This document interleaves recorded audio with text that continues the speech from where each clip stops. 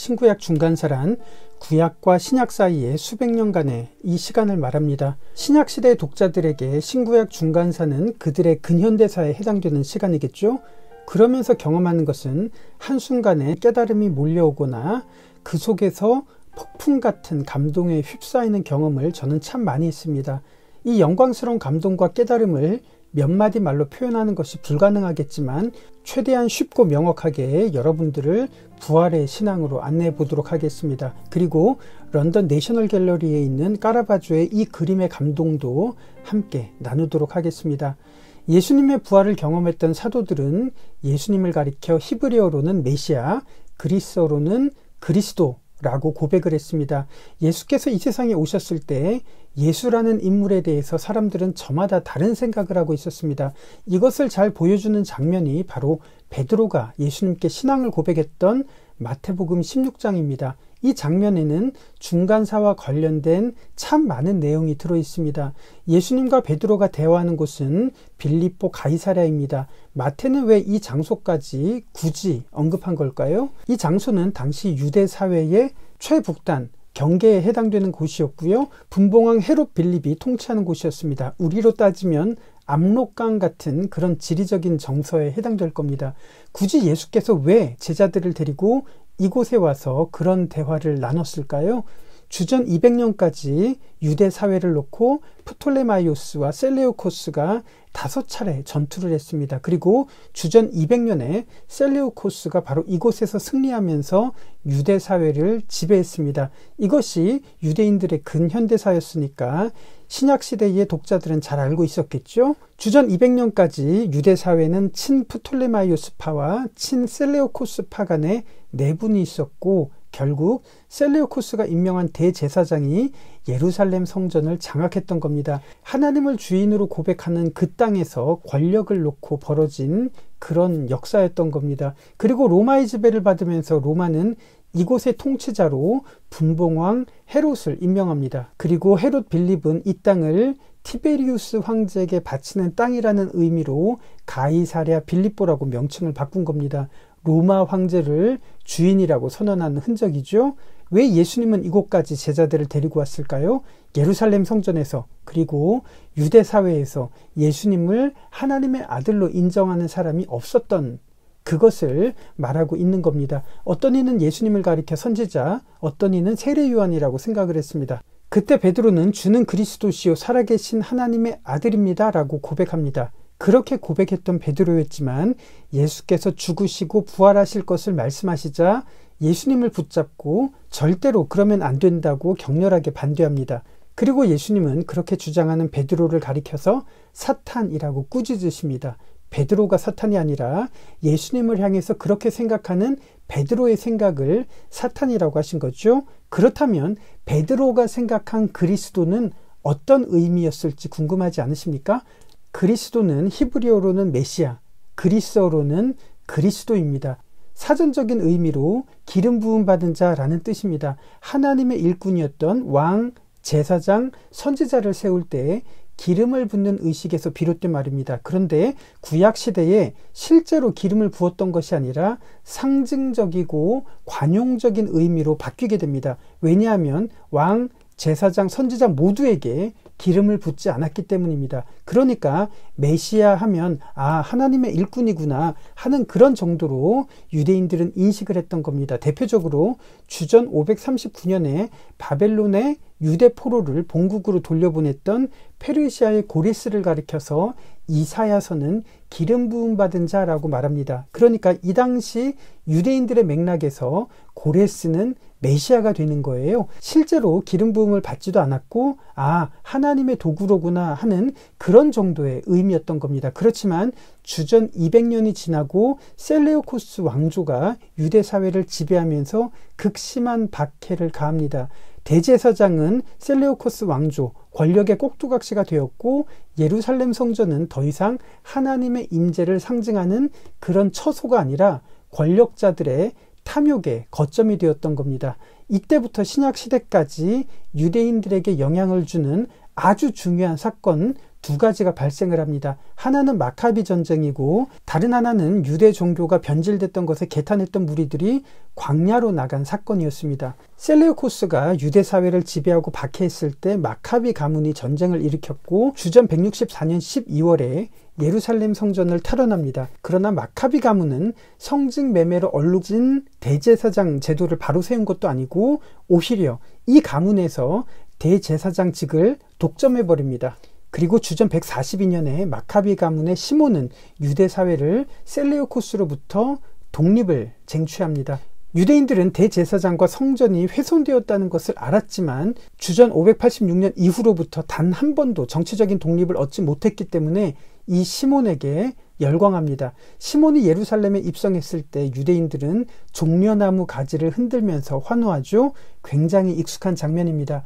그러나 마카비 가문이 권력을 잡았음에도 불구하고 대제사장과 성전 기능이 변질됐기 때문에 주전 150년 무렵에 광야로 나가서 진정한 하나님의 도구 메시아를 대망하는 무리들이 생긴 겁니다.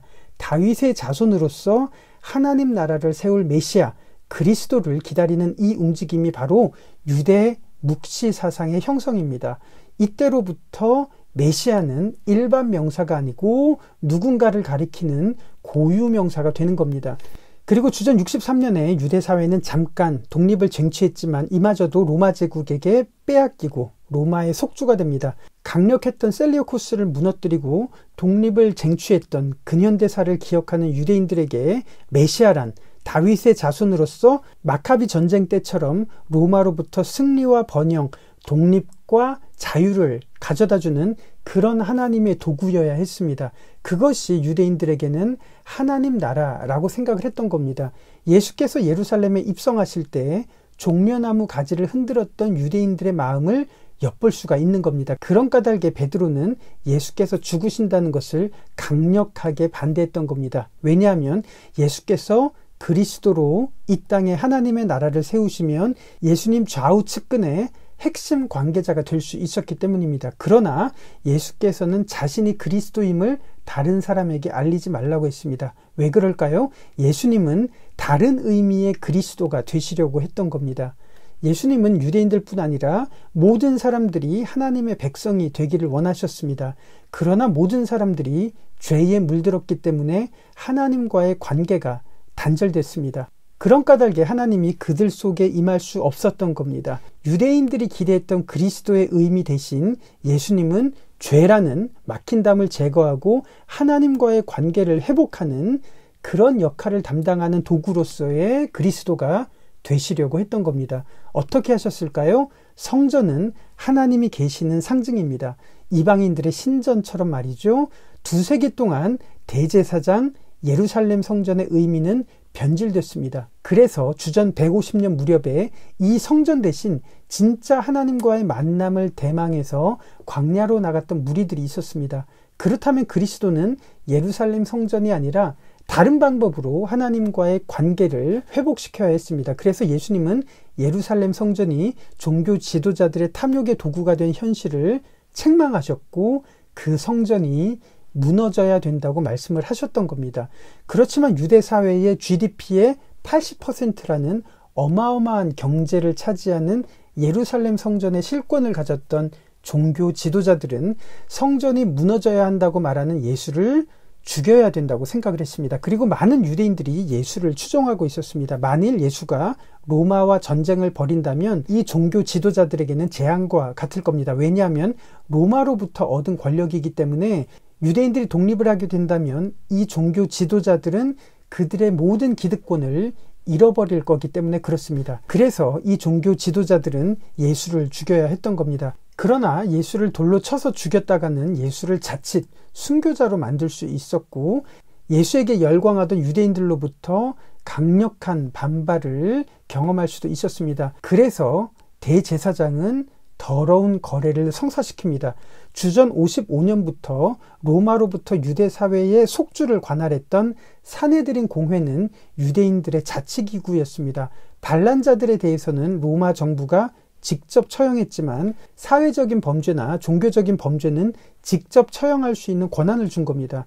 그렇지만 사네드린은 예수를 효과적으로 죽여야 했습니다. 그래서 유대 총독이었던 빌라도의 횡령, 뇌물수수, 직권남용 같은 항목을 로마 황제에게 고발하지 않는 조건으로 예수를 반란자에게만 해당되는 십자가형으로 처형할 것을 제안합니다. 결국 빌라도는 자신의 공직을 연장하는 대신 유대인들의 눈앞에서 3명의 반란자를 골고다 언덕에서 처형했던 겁니다.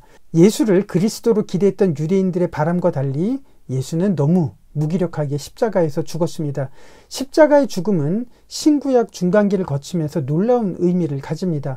로마인들에게는 반란자들에 대한 정치적인 형벌을 의미했지만 구약으로부터 종교적인 전통을 가져온 유대인들에게는 나무에 달린 저주를 상징하는 의미와도 같았습니다. 이런 조건이 들어맞기에 가장 적절했던 시기, 때가 참에 예수께서는 이 세상에 오셔서 그렇게 죽으셨던 겁니다. 그런데 예수께서 이 세상에 오셨을 때 자칭 메시아, 자칭 그리스도라고 하는 많은 사람들이 유대인들을 미혹했습니다. 그러나 이런 지도자들이 잡혀서 죽으면 그들을 추종하는 무리들은 흔적도 없이 사라집니다. 그러나 예수께서 죽으시고 3일이 지난 이후에 부활하셨습니다. 이것이 얼마나 엄청난 사건일까요? 예수께서는 이 세상에 오셨을 때 하나님 나라를 말씀하셨습니다. 예수께서 부활하신 후에 제자들은 그리스도의 죽음과 부활을 외쳤습니다. 이것은 다른 의미일까요? 예수께서 십자가에서 죽으셨습니다. 예수께서는 수백 년간 그리스도라는 조건을 충족시키기 위해서 다윗의 혈통에서 태어나셨고 마태가 제시한 족보는 바로 그것을 증명합니다. 그렇지만 그는 무기력하게 십자가에서 죽으셨습니다. 왜 그랬을까요? 하나님과 우리 사이에 막힌담이었던 죄라는 그 형벌을 십자가에서 받으신 겁니다. 그렇다면 하나님과의 단절된 장벽이 사라졌기 때문에 우리들은 하나님의 백성이 되고 우리에게 하나님의 나라가 임하게 된 겁니다. 하나님의 직접적인 통치가 바로 우리에게 임하신 것을 의미하기 위해서 신약 성경은 로마 황제가 통치한다는 바로 그 단어 유앙겔리온이라는 단어를 사용해서 하나님의 통치를 선언한 겁니다. 그것을 복음이라고 하죠. 비록 육신은 로마 황제의 통치를 받고 있지만 그리스도를 구주로 고백하는 사람들에게 새로운 통치자가 생기고 하나님 나라의 시민이 된 겁니다. 이 목적을 위해서 예수는 하나님의 도구가 되셨고 사도들과 초대교회 성도들은 예수를 그리스도라고 고백했던 겁니다. 그러나 이런 유앙겔리온을 믿고 고백했던 성도들은 로마 정부의 입장에서는 반란자로 보였겠죠. 그래서 많은 성도들이 십자가형을 당했습니다. 그런 박해와 압제의 시대에 초대교회 성도들은 예수를 그리스도로 고백한다는 암호로서 베드로의 신앙 고백, 즉 예수는 그리스도시고 살아계신 하나님의 아들이라는 앞글자를 따면 물고기라는 단어가 되기 때문에 물고기를 자신들의 신앙을 비밀리에 알리는 암호처럼 사용했던 겁니다. 이렇듯 그리스도는 그 당시에 두 가지 의미가 있었습니다. 어떤 사람들은 예수를 정치적인 독립, 경제적인 번영, 육신의 만족을 주는 그런 의미로서 그리스도로 믿는 사람들이 있었습니다. 종려나무 가지를 흔들면서 그리스도의 이름에 열광했던 겁니다. 그러나 예수께서 십자가에서 무기력하게 죽으셨을 때 유대인들은 그로부터 등을 돌렸습니다. 그들은 다른 그리스도를 믿고 있었기 때문입니다.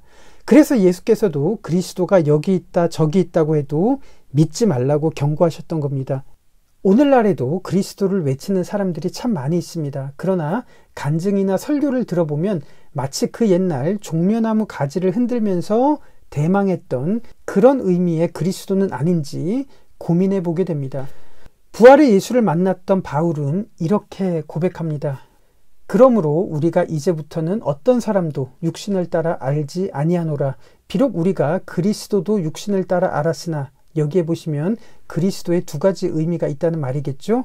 이제부터는 그같이 알지 아니하노라. 그런즉 누구든지 그리스도 안에 있으면 새로운 피조물이라. 이전 것은 지나갔으니 보라 새 것이 되었도다. 왜 그럴까요? 하나님의 통치를 받는 그런 백성이 되었기 때문입니다. 모든 것이 하나님께로서 났으며 그가 그리스도로 말미암아 우리를 자기와 화목하게 하시고 또 우리에게 화목하게 하는 직분을 주셨으니 곧 하나님께서 그리스도 안에 계시사 세상을 자기와 화목하게 하시며 그들의 죄를 그들에게 돌리지 아니하시고 화목하게 하는 말씀을 우리에게 부탁하셨느니라. 그러므로 우리가 그리스도를 대신하여 사신이 되어 하나님이 우리를 통하여 너희를 권면하시는 것 같이 그리스도를 대신하여 간청하노니 너희는 하나님과 화목하라. 하나님이 죄를 알지도 못하신 이를 우리를 대신하여 죄로 삼으신 것은 우리로 하여금 그 안에서 하나님의 의가 되게 하려 하심이라. 이런 그리스도를 믿으신다면 여러분들은 지금 하나님의 백성이 되신 것이고 죄사함을 받으신 것이고 하나님의 다스리심을 받고 계신 겁니다. 그래서 물고기 모양으로 자신의 신앙을 고백하면서 지하에 숨어서 살고 있으면서도 기뻐하고 소망을 가지며 살아갈 수 있었던 비결이 되었던 겁니다. 바로 부활의 능력 때문에 그렇습니다. 끝으로 내셔널 갤러리에 있는 까라바조의 그림을 볼까요? 예수께서 부활하신 후에 엠마오에서 나타나신 장면을 이렇게 그렸습니다. 처음에는 제자들이 예수님을 알아보지 못했습니다. 그러나 예수께서 말씀을 가르치실 때 부활하신 예수님을 알게 되는 겁니다. 그 찰나를 까라바조는 이렇게 그림으로 그렸습니다. 깜짝 놀란 제자는 그 자리에서 일어나려고 합니다. 너무 놀란 제자는 두 팔을 펴고 이 그림을 보는 우리에게 그 식탁으로 오도록 초대합니다. 가슴에는 조개 껍질을 달고 있습니다. 이 당시 조개 껍질은 순례자들을 상징합니다. 왜냐하면 당시 종교인들은 성지로 와야 구원을 받는다고 가르쳤기 때문입니다. 그래서 조개 껍질은 순례자들을 상징합니다. 그러나 까라바조는 순례가 아니라 부활하신 그리스도를 통해서 구원을 받는다는 것을 이렇게 고백하고 있습니다. 육신의 만족, 정치적인 독립, 경제적인 번영을 안겨다주는 그런 의미의 그리스도를 믿는다는 것은 이 과일의 바구니가 식탁에서 떨어지려는 것처럼 위태롭다는 것을 의미합니다. 그러나 이 과일 바구니 그림자에는 뚜렷하게 물고기가 새겨져 있습니다. 어떤 의미일까요? 십자가에서 우리를 위해 죽으신 그리스도를 통해서 부활의 소망을 가질 것을 이렇게 제시하고 있습니다. 이 그림에서 부활한 그리스도를 만난 제자는 까라바조가 3년 뒤에 그린 성 바울의 회심이라는 그림에도 등장합니다. 이 그림은 다메섹으로 가는 바울이 부활하신 그리스도를 만나면서 굴복하는 장면입니다. 그러나 이 옆에 있는 사람에게 부활하신 그리스도는 보이지 않습니다. 어쩌면 믿음이라는 것이 이런 속성일 겁니다. 믿음은 하나님의 선물입니다. 부활하신 그리스도에 대한 믿음을 가지게 되면 우리의 인생이 그 앞에 굴복하지만 믿음이 없다면 우리도 이렇게 전혀 다른 반응을 할지도 모릅니다. 그럼에도 불구하고 이곳에 은총의 빛이 비추고 있습니다. 그리고 이 사람의 얼굴은 이렇게 여기에서 등장합니다. 우리가 믿음을 가지지 않았다면, 은총과 은혜의 빛이 우리에게 비추지 않았다면 어쩌면 우리도 이렇게 살아가고 있었을지도 모릅니다. 혹은 부활하신 예수를 보더라도 여전히 여관주의는 그런 믿음을 가지고 있지 않았습니다. 그때 너희는 그리스도 밖에 있었고 이스라엘 나라 밖의 사람이라. 약속의 언약들에 대하여는 외인이요 세상에서 소망이 없고 하나님도 없는 자이더니 이제는 전에 멀리 있던 너희가 그리스도 예수 안에서 그리스도의 피로 가까워졌느니라. 우리에게 주신 은총의 빛, 은혜의 빛, 그리고 그리스도에 대한 믿음이 우리를 이렇게 바꾼 겁니다. 그렇다면 예수께서는 정말로 부활하셨을까요? 주후 1세기에 활동하던 유대인 역사가 요세푸스는 그가 직접 들은 내용을 이렇게 기록하고 있습니다. 한편 바로 이때 예수라는 지혜로운 사람이 있었다. 그는 사람들로 하여금 기쁜 마음으로 진리를 받아들일 수 있게 만드는 선생이었다. 그는 수많은 유대인뿐 아니라 이방인까지도 그의 곁으로 끌어들였다. 그가 바로 그리스도였다. 빌라도가 유대의 유력 인사들의 요청에 의해 그를 십자가에 달려 죽게 했으나 그를 처음부터 사랑하던 자들은 그를 버리지 않았다. 왜냐하면 하나님의 선지자들이 그에 관해 예언대로 3일 만에 다시 살아나서 그들에게 나타났기 때문이었다. 하나님의 선지자들은 이뿐 아니라 그에 관해서 수많은 놀라운 일들을 예언했었다. 그의 이름을 본떠 그리스도인이라고 불리는 사람들은 오늘날까지도 남아있다. 요세푸스라는 역사가는 예수님을 믿지 않았습니다. 그러나 그가 들은 소식을 이렇게 남겼습니다. 자칭 메시아, 자칭 그리스도를 주장하는 사람들이 잡혀 죽었을 때 그를 따르던 사람들도 흔적 없이 사라졌습니다. 예수 그리스도를 따르는 사람들이 오늘까지 남아있다면 그리스도의 부활 사건은 분명히 일어난 사건이라고 믿을 수 있을 겁니다.